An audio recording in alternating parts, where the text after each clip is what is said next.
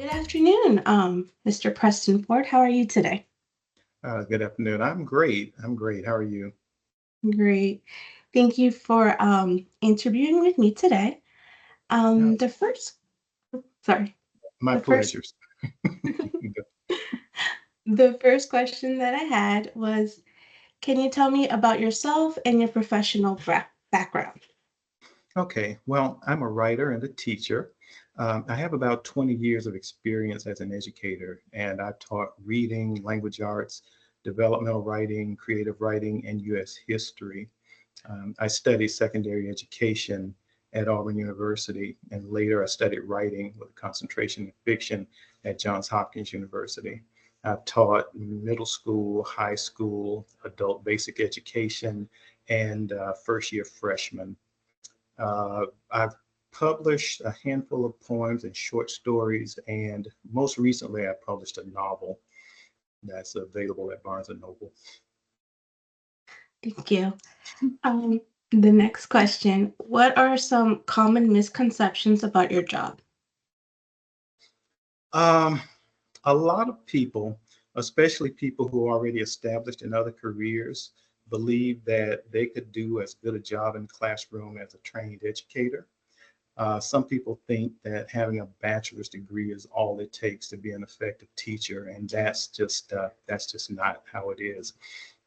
Some people believe that having summers off makes up for the stress that teachers deal with throughout the year, and that also is just not the way it is. Thank you for that. How do you balance your work responsibilities and professional life? Uh, in our culture, we have an idea that work is a good thing. It's a great thing, and that rest and relaxation somehow are for lazy people or weak people. And that seems especially true for teachers sometimes. Teachers have we're working before school begins. We work throughout the school day. We're working after the school day is over. Teachers are expected to work at nights and sometimes on weekends and during holidays. And the fact is that sometimes you just have to take that stack of ungraded papers and just set them aside, or you just got to close your laptop and go do something else. And whatever's not finished will have to be finished later on or another day, because our health and our time are two things that we don't get back once we lose them. Very true. The next question is, can you discuss a time when you had to adapt to a significant change in your work? Uh, I think biggest the biggest change that we had to adapt to was COVID. Uh, the pandemic the pandemic brought a huge change in the way education services are delivered. In 2019, online learning was still a little bit of a novelty for in a lot of places, but a year later, it was the absolute norm. And going from in-person learning to online learning, it was a struggle. And then conversely, going back from virtual back to in-person classroom learning, that also was a struggle getting reacclimated. So I think COVID probably was the biggest challenge educators faced. Yes, the pandemic was difficult for everyone, Mhm. especially the students and teachers. The next question, what do you think are the biggest challenges facing professionals in your industry today? The biggest challenges facing educators. Well, unfortunately, I think it's society's lack of respect for the profession, and two, there's this widespread notion that teachers somehow are the enemy, that teachers are a public enemy.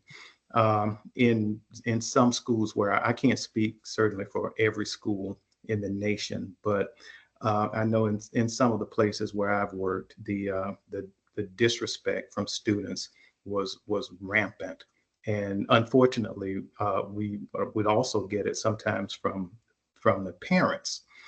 And if disrespect for the profession isn't enough, there are some instances where people with partisan political agendas will accuse teachers of all sorts of things, including trying to indoctrinate children. And we sometimes hear these wild conspiracy theories about teachers and education. So those are just society's attitude toward teachers is probably one of the biggest challenges that the industry faces. I see. Thank you for that. Oh, what do you enjoy doing outside of work that contributes to your professional success? I enjoy exercising. I used to run. I don't as much as I used to, but I enjoy exercise. But but writing also. Writing is not just a part of my job. It's something that I'm passionate about, and writing brings me genuine pleasure. So whenever I can find time or make time to sit down with my stories, I'll do that. Thank you. What do you think will be the biggest challenge facing professionals in your field in the next 5 to 10 years? The next 5 to 10 years, artificial intelligence. Artificial intelligence, AI has the potential to be such a good thing, but the downside of it is that more and more people are going to, I think, are going to start using AI as a substitute for creativity.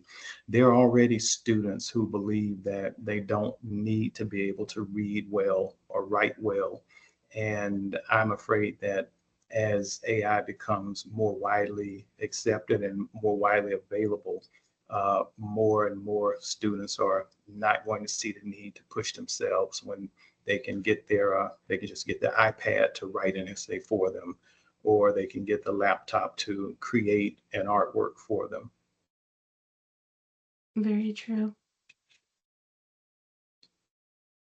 If you had a theme song that played every time you started your workday, what would it be? uh, there's an old TV show from the late 70s, early 80s called One Day at a Time, and that theme song I think would, if there was going to be something playing in my classroom at the beginning of every work day, I think One Day at a Time probably would be it. Thank you. Yes, that would make sense. Every day is different. The last question. What impact does your work have on the community or the world? Hmm. Well, I hope my work as an educator has a huge impact on both the community and society at large. I try to help young people become productive members of society, and so I hope that pans out in the future. Also, my writing. If I hope that anybody who comes in contact with my writing, I hope it entertains them and maybe teaches them something or gives them something to think about. Thank you. And I see in the background you have your book. Can you show it to the screen real quick? The Oh, this quarter one? moon. Yeah, this is